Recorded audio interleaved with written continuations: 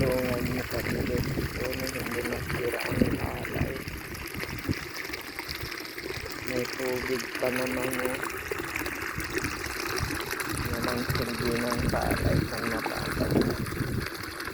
Ito pa naman may pa ng kanyang bunga berde pa.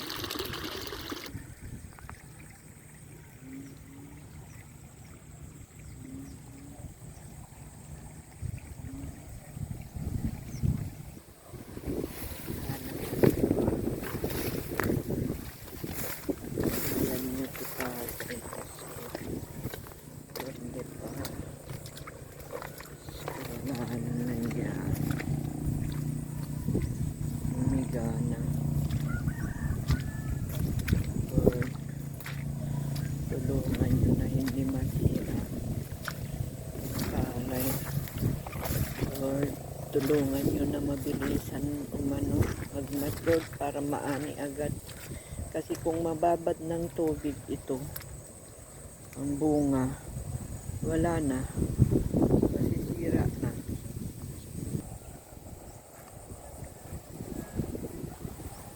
Umiga na talaga.